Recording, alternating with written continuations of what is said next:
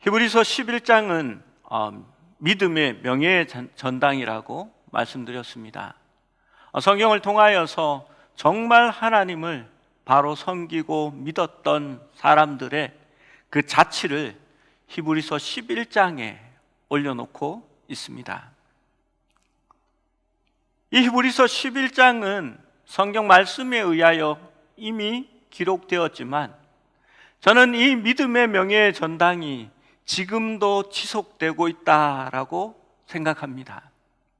그리고 우리가 믿음 생활을 해나가고 하나님 앞에 섰을 때에 우리도 그 믿음의 전당에 이름을 걸 수 있느냐 없느냐 그것을 판가름할 줄로 믿습니다.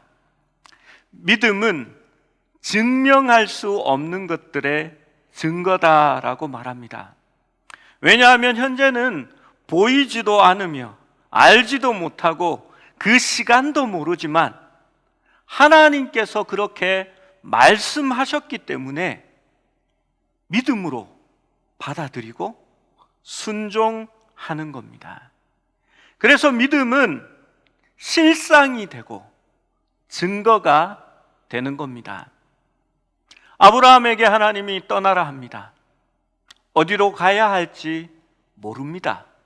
그런데 떠납니다. 또 믿음으로 하나님 사라가 더 이상 자녀를 낳을 수 없게 되었는데 지금 몸의 증거나 나타나는 상황은 그게 되지 않습니다. 그런데 하나님이 말씀하시니까 그대로 믿게 되는 겁니다.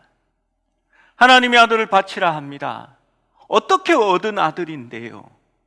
이 아들을 바치면 하나님의 약속이 어떻게 이루어질 수 있을까요? 그런데 하나님의 말씀이면 순종합니다. 이삭이 죽었을지라도 하나님이 다시 살려주실 것을 믿고 하나님의 말씀에 순종하는 겁니다. 인간의 관점에서 보면 비논리적인 것 같고 일어나지 않을 일들 같지만 하나님이 하시면 그것이 이루어지기 때문에 그 약속을 믿는 겁니다. 여러분, 믿음은 하나님의 약속을 믿는 겁니다. 그러면 하나님의 약속이 지금은 어디에 있습니까? 성경 말씀에 있습니다. 이 성경 말씀이 언약입니다. 우리가 구약이라고 말하는 것은요, 옛 약속을 얘기하는 것이고요. 신약이라고 말하는 것은 새로운 약속을 이야기하는 겁니다. 그리고 이 말씀 속에는 많은 약속들이 적혀져 있습니다. 예를 들어서 내 부모를 공경하라. 그리하면 내가 땅에서 잘되고 장수하리라 라고 되어 있습니다. 정말 자기가 하나님의 말씀을 따라 부모를 공경하고 정말 부모님께 순종했다면 그 약속을 부여잡고 하나님 앞에 기도하십시오. 하나님, 내가 전심으로 부모를 공경하고 부모를 섬겼습니다. 그러니 하나님, 나에게 생명을 연장하여 주시고 오늘날 이 아픔에서 벗어나게 해달라고 기도해 보십시오. 약속이니까 이루어집니다. 주의 말씀을 순종하고 전심으로 하나님을 바라는 자를 하나님께서 기뻐하시고 축복하신다라고 하셨습니다. 그러면 정말 내가 오로지 주만 바라고 주를 향하여 살았다면 그 말씀을 약속을 부여잡고 기도하시면 반드시 이루어집니다. 기도해도 이루어지지 않는 것은요, 때가 아니기 때문에 그럴 수 있습니다. 하나님께서 더 좋은 것으로 주시려고 조금 미루시기 때문에 그런 일이 일어날 수 있습니다. 그러나 반드시 약속은 이루어진다라는 것을 히브리서는 이야기합니다. 그런데 사람들이 약속을 믿는 게 아니라 내 생각을 믿는 사람들이 많습니다. 하나님, 믿습니다. 우리 아들 서울대 가게 해주세요. 믿습니다. 하나님이 약속했나요? 약속 안 했습니다. 근데 자기는 진짜 믿는 겁니다. 우리 아들 서울대 간다. 확실히 간다. 내가 믿는다. 서울대 갈까요? 아닙니다. 그건 약속이 아니니까요. 여러분, 긍정적인 생각과 약속은 다릅니다. 그 긍정적인 생각이라는 건 나한테 유리한 생각일 수가 많습니다. 왜 긍정적인 생각 있잖아요. 아침에 거울을 보면서 나는 멋있다. 나는 멋있다. 나는 멋있다. 그래, 나는 멋있는 사람으로 오늘도 당당하게 살아야지. 나는 잘 될 거야. 나는 잘 될 거야. 나는 잘 될 거야. 3번 하고, 그래, 나는 정말 잘 될 거야 하고 힘을 내면서 출근을 합니다. 좋습니다. 부정적인 것보다는 긍정적인 게 낫지요. 그런데 이건 약속이 아닙니다. 자기가 아무리 믿어도 그건 하나님이 이루어 주시는 것이 아닙니다. 우리가 믿는 믿음은 하나님의 뜻이 하늘에서 이루어진 것처럼 땅에서도 이루어진다는 것을 믿는 겁니다. 하나님의 뜻이면 반드시 이루어지는 겁니다. 오늘 말씀은 믿음의 사람들의 유언장에 대해서 말합니다. 족장시대에는 유언장을 기록해서 자녀들에게 주지 않았습니다. 죽기 전에 자녀들을 불러놓고 머리에 안수함으로 말미암아 축복 기도를 하고 그 축복이 유언으로 넘겨지는 것입니다. 여러분, 혹시 유언장을 기록해 놓으신 분 계십니까? 유언장을 기록해 놓는 게 좋답니다. 저도 기록을 해 놓으려고 하니까 물려줄 게 있어야지요. 그래서 조금 더 이렇게 물려줄 것을 만든 다음에 물려줄까 생각합니다. 여러분, 무엇을 물려주시겠습니까? 유산은 재산이나 소유물, 우리가 가지고 있는 것을 남겨질 사랑하는 사람에게 이전하는 것을 이야기하는 겁니다. 여러분, 유산은 내가 남겨두고 갈 게 있다는 겁니다. 그런데 신앙의 문제에 있어서 여러분의 영적 유산은 무엇입니까? 집 한 채 물려줄 수 있을지는 모르겠는데 우리의 믿음과 관련해서 우리의 자녀들에게 물려줄 수 있는 것이 무엇이 있을까요? 우리 어머니는 아침마다 일어나서 우리를 위하여 매일 기도해 주셨어. 우리 어머니는 밤마다 성경 말씀을 붙들고 그 말씀을 묵상하고 우리들에게 좋은 말씀을 카톡으로 보내주셨어. 이런 유산이 있어야 되지 않을까요? 지난번에 우리는 아브라함을 보았고 또 다음 세 구절은 아브라함에서 이삭으로, 이삭에서 야곱으로, 야곱에서 요셉으로 믿음이 이어지는 것을 보게 됩니다. 그들의 믿음은 다음 세대로 넘겨지고 있는 것입니다. 여러분, 넘겨주려면 가지고 있어야 합니다. 소유하지 않은 항목은 절대로 유산으로 물려줄 수 없습니다. 나한테 없는데 옆집 아저씨한테 있어요. 아들아, 내가 죽거든 옆집 아저씨한테 있는 저거 네가 가져라 하면 가져질까요? 그렇지 않습니다. 여러분, 400m 계주를 합니다. 이 계주가요 참 재밌습니다. 특별히 잘 뛰는 사람이 있어도 그것과 관계없이 승부가 나누어지기 때문입니다. 이 바통을 넘겨주기 전에 반드시 가속을 붙여야 하는 구간이 있습니다.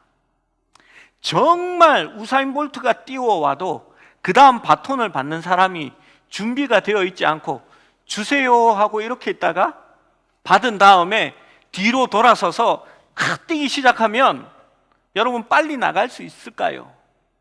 절대 1등은 못할 겁니다. 먼저 끄트머리 가서 기다리는 겁니다. 손까지 내밀고요. 준비하고 있다가 뒷사람이 손살같이 달려오면서 한 3, 4m 전에 뛰어! 하고 소리를 지릅니다. 그러면 앞에 있는 사람이 뒤도 안 돌아보고 뜁니다. 막 뛰어나가는데 손을 막 이렇게 내밀고 있죠. 그러면서 뛰어나가면 달려오는 사람이 속도를 붙여서 그 손 위에다가 탁 얹어줍니다. 그럼 그때 움켜쥐는 거죠. 그리고 뛰어나가는 겁니다. 오는 속도와 가는 속도가 맞추어져서 전달될 때에 그 바통은 정확하게 전달이 되고 속도가 붙여서 뛰어나가게 되는 겁니다. 그런데요, 그 바통을 넘겨주는 사람이 이미 지쳤습니다. 아이고, 못 가겠다. 야, 네가 좀 앞으로 오면 좋겠다. 야, 이러고 있으면 그게 달려나가지겠습니까? 그러면 바통을 이어받을 사람도 준비가 되어 있다가 같이 달려나가서 함께 뛰고 최고의 속도가 이르렀을 때에 그 바통을 탁 쥐어줘야 남들 빌빌빌 거릴 때에 그 집안은 앞으로 촥 나가는 겁니다. 여러분, 우리의 인생이 마지막이 되었을 때예요. 우리 집은 어떻게 이어갈 것 같습니까? 우리 할아버지가 일주자였습니다. 별로 그분은 좋은 레이스를 뛴 것 같지 않습니다. 열심히 뛰지를 못하고 중간에 세워 나왔다가 뒤늦게 경기장으로 온 것 같습니다. 그리고 그 바통을 우리 아버지가 물려받았습니다. 처음에는 잘 뛰는 듯 하더니 퇴직을 하시고 느슨해지시고 매일 놀러 다니시고 교회도 빠지시고, 저희 집 얘기하는 거 아닙니다. 저희 아버지 교회 잘 나가십니다. 그러더니 바통을 이제 받으려고 하는데 아들놈이 보이지를 않네. 교회를 안 나와. 신앙생활을 안 합니다. 그러면 믿음의 경주와 그 신앙의 유산들이 잘 이어질 수 있겠습니까? 아브라함은 믿음을 이삭에게 옮기고, 이삭은 하나님의 약속을 야곱에게 옮기고, 야곱은 그것을 요셉에게 옮겨갑니다. 여러분, 그것이 오늘 성경에 나타난 믿음이라는 정의입니다. 오늘 히브리서의 말씀은 여러 가지를 설명하지 않습니다. 히브리서 11장 20절은 이렇게 말합니다. 믿음으로 이삭은 장차 있을 일에 대하여 야곱과 에서에게 축복하였으며, 믿음으로 야곱과 에서에게 축복하였습니다. 여러분, 이 유산이 전달될 때마다 무슨 일들이 일어났었습니다. 창세기는 그것을 설명하고 있는데 우리는 그 설명과 상관없는 이야기에 관심을 가질 때가 많이 있습니다. 그러나 히브리서는 그 믿음의 정수를 찍어냅니다. 실제 창세기의 말씀을 보면 이삭은 장남 에서에게 축복하려고 합니다. 그런데 이것은 명백하게 하나님의 뜻과는 달랐습니다. 여러분, 믿음이 뭐라고요? 하나님의 뜻을 믿고 하나님의 뜻을 이루려는 겁니다. 하나님께서는 오래전에 장남 에서가 아니라 둘째 야곱을 통하여서 메시아의 약속을 이루실 것을 계시하셨습니다. 창세기 25장 21절에서 23절의 말씀입니다. 우리 세 절의 말씀을 함께 읽어보겠습니다. 시작. 이삭이 그의 아내가 임신하지 못하므로 여호와께서 그의 간구를 들으셨으므로 그의 아내 리브가가 임신하였더니 그 아들들이 그의 태 속에서 서로 싸우는지라. 그가 이르되 이럴 경우에는 내가 어찌할꼬 하고 가서 여호와께 묻자온대 여호와께서 그에게 이르시되 두 국민이 내 태중에 있구나. 두 민족이 내 복중에서 나뉘리라. 이 족속이 저 족속보다 강하겠고 큰 자가 어린 자를 섬기리라 하셨더라. 여러분, 뱃속에서부터 경쟁했나 봅니다. 이럴 경우에 내가 어찌할꼬 하고 가서 여호와께 물었습니다. 그리고 하나님께서는 그의 뜻을 응답해 주셨습니다. 작은 자가 큰 자보다 더 강하겠고 큰 자가 어린 자를 섬기리라 라고 말씀하셨습니다. 그런데 이삭은 그 말씀을 잊어버리고요, 자기 마음에 드는 대로, 자기가 좋은 대로, 내게 유익한 대로 에서를 편애합니다. 창세기 25장 28절 말씀에 보면 이렇게 기록합니다. 이삭은 에서가 사냥한 고기를 좋아하므로 그를 좋아하고 리브가는 야곱을 사랑하였더라. 이게 엮이는 가정이죠. 이렇게 이러면 안 됩니다. 그런데 이삭은 에서가 사냥한 고기를 좋아해서, 그러니까 이삭이 에서가 사냥을 해와서 고기를 뭐 이렇게 바베큐를 해서 이렇게 주면 그게 너무 좋고 즐겁고 그래서 에서를 더 사랑했고요, 리브가는 야곱을 더 사랑했습니다. 우리는 쉽게 에서와 야곱의 성향을 알 수 있습니다. 에서는 몸에 털이 많았다라고 얘기하잖아요. 사냥을 하고 뛰어다니려면은요 엄청 운동을 열심히 했을 겁니다. 털도 많고 근육질에 요즘 이런 표현을 쓰면 안 되죠. 남성다운 이러면 욕을 얻어먹는 것 같은데 아무튼 근육질의 그런 사람이었습니다. 그런데 야곱은 몸이 매끈하고 집에 있는 것을 좋아하고 어머니와 함께 요리를 만드는 것을 즐긴 것 같습니다. 그가 제일 잘하는 요리가 뭘까요? 그 까다로운 팥죽입니다. 여러분, 팥죽이요 그냥 팥 넣고 끓이면 되는 게 아니잖아요. 잘 모르시나요? 그 보니까 이렇게 끓여가지고 그걸 으개가지고 앙금을 깔아앉혀가지고 막 이렇게 뭐 찹쌀 수제비 떠가지고 막 엄청 복잡하더라고요. 그래서 본죽에서 사 먹고 말지 그런 생각이 듭니다. 그런데 이 야곱이 잘 끓였나 봅니다. 그런데 이 아버지 이삭은요 고기가 좋았습니다. 그래서 맛있는 고기를 날마다 가져다 주는 에서를 편애했습니다. 이런 아버지를 알고 있었던 차남 야곱은요 어머니와 짜고 아버지 이삭이 눈이 나쁘다는 약점을 이용해서 형을 대신하여서 아버지의 축복을 받아냅니다. 나중에 이삭은 그가 축복한 사람이 에서가 아닌 야곱임을 알고 충격을 받습니다. 그리고 창세기 27장 33절에 이렇게 에서에게 고백합니다. 이삭이 심히 크게 떨며 이르되 그러면 사냥한 고기를 내게 가져온 자가 누구냐? 내가 오기 전에 내가 다 먹고 그를 위하여 축복하였은즉 그가 반드시 복을 받을 것이니라. 여러분, 창세기에서 이 말을 보면 이상하잖아요. 어떤 목사님들은 한 번 축복한 것은 물을 수가 없기 때문에 어쩔 수 없는 거다라고 이야기합니다. 여러분, 축복은 하나님이 내리시는 건데요, 기도 2번 하면 되잖아요. 하나님이 복 주실 사람 복 주십니다. 저희 어머니는 저에게 이런 얘기를 합니다. 그냥 성도들 다 축복하라고, 그러면 복 받을 놈만 복 받는다고.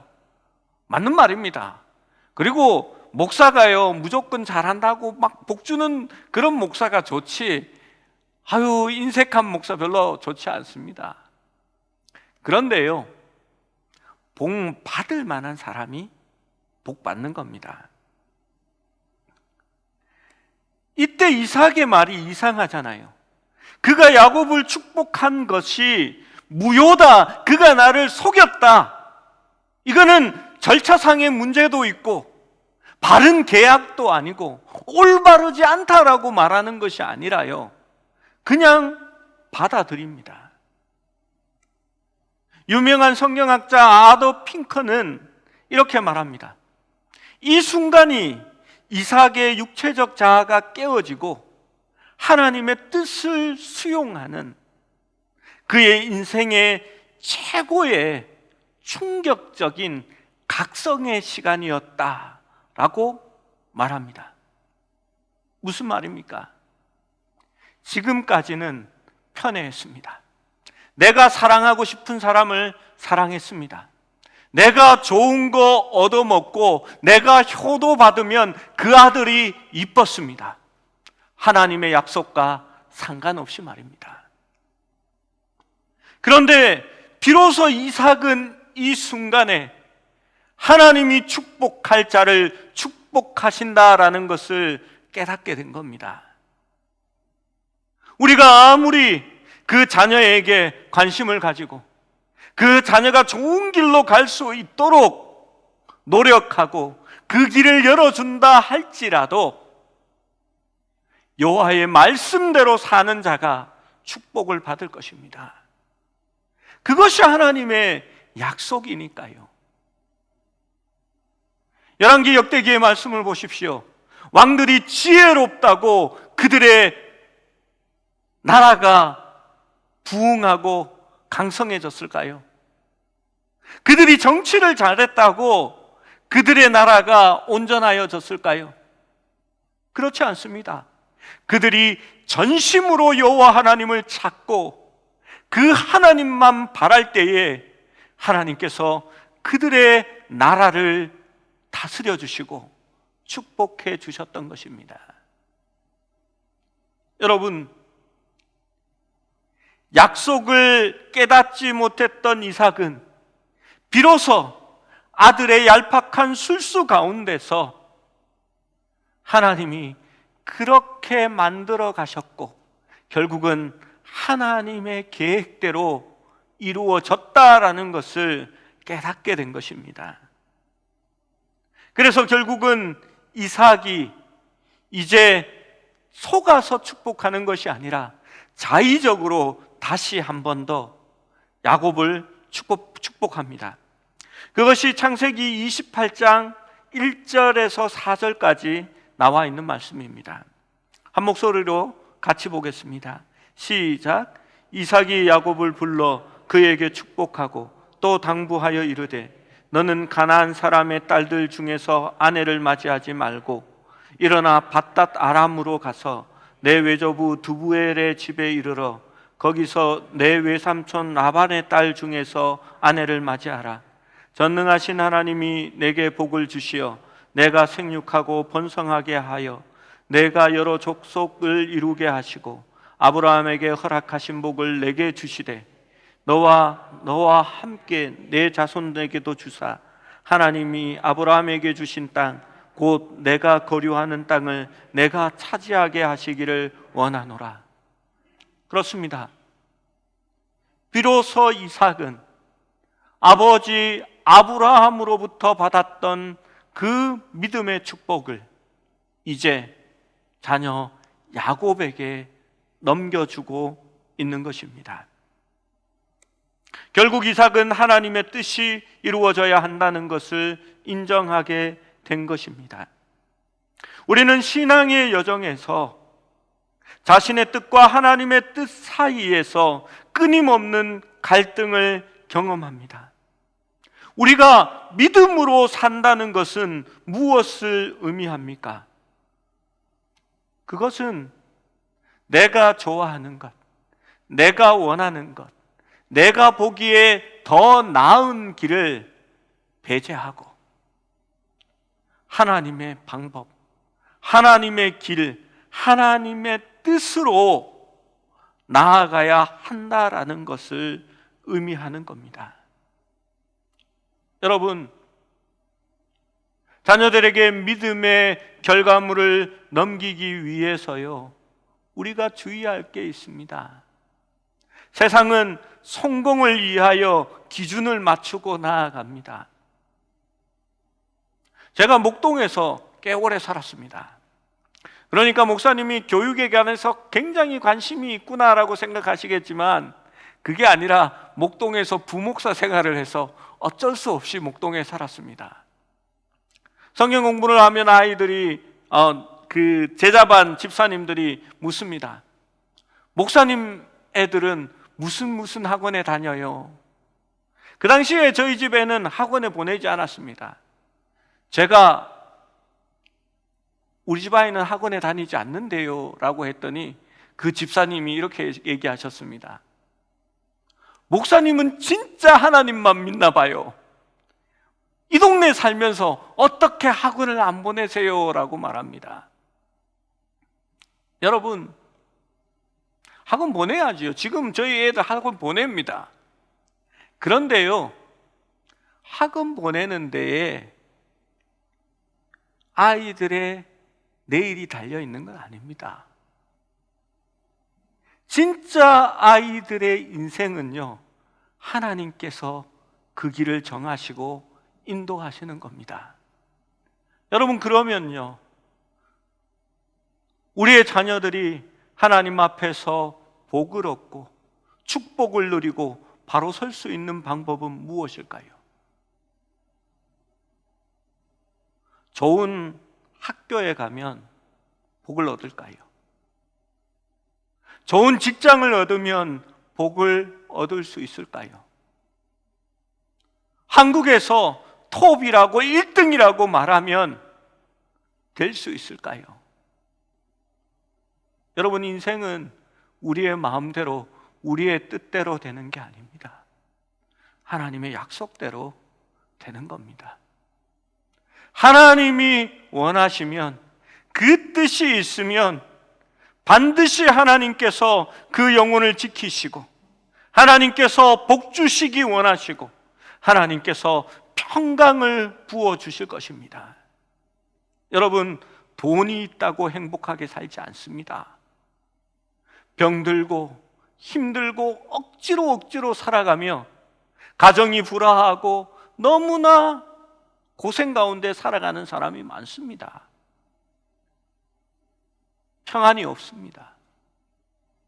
그리고 지금은 행복해도 여러분, 영원한 생명을 얻지 못하고 천국을 바라보지 못하고 살면 그것이 어디 행복이겠습니까? 정말 나쁜 사람들이 있습니다. 눈에 보이는 사람들도 있습니다. 그런데 그 사람들이 잘 됩니다. 그러면 저희들끼리도 모여서 그런 얘기를 합니다. 다 벌받고 그냥 하나님의 뜻대로 잘 돼 가는데 왜 저 인간이 제일 나쁜 인간인데 저 인간은 저렇게 잘 되기만 하냐, 뭐 이런 얘기를 합니다. 그러면 제가 이렇게 대답합니다. 혹시나 하나님께서 그를 치셔서 회개하면 안 되잖아.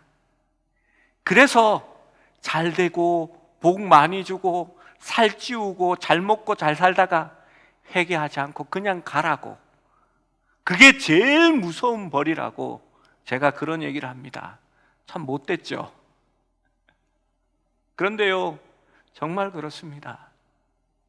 히브리서 말씀은 나중에 그 얘기를 합니다. 우리가 자녀이기 때문에 하나님이 연단하십니다. 하나님의 뜻대로 살아가지 못하면 하나님이 우리를 때로는 징계하시고 연단을 주십니다. 왜 그렇습니까? 돌이키라는 겁니다. 하나님께로 다시 돌아오라는 겁니다. 믿음의 말씀대로, 약속대로 살아가라는 겁니다. 그러면 복을 얻는다는 겁니다. 여러분, 악인의 형통한 것이 부럽지 않습니다. 그들은 기회가 없기 때문입니다. 믿는 자들이 가끔은 고난을 받을 때가 있습니다. 어려움을 겪습니다. 그러나 그것은 하나님의 축복이 될 줄로 믿습니다. 그것에 옳다 인정함을 얻은 후에는 하나님께서 정금같이 사용하시기 때문입니다. 사랑하는 여러분, 여러분의 자녀들에게 무엇을 남겨주시기 원하십니까? 오늘 요새까지 가려고 했는데 이삭에서 시간 때문에 마쳐야 될 것 같습니다. 다음에 야곱하고 요셉하고 그렇게 보도록 하겠습니다. 여러분, 우리도 무언가 자녀들에게 믿음의 유산을 물려줄 게 있어야 하지 않을까요? 우리의 인생의 마지막에 있을 때에 우리도 최선을 다하여 달려왔고, 또 우리의 자녀들도 믿음의 바통을 이어받기 위해서 신앙 안에서 믿음으로 열심히 달려나가고 있는 그런 가정이 되어야 하지 않을까요? 그런데 오늘날 우리는 그 일들을 거의 다 실패하고 있습니다. 저도 그런 사람 중에 하나인 것 같습니다. 교회 안에는 젊은이들이 사라져가고 있습니다. 믿는 자녀들인데, 믿는 믿음의 부모를 가진 자녀들인데 주일날은 교회 오지 않고요, 캠핑장으로 갑니다.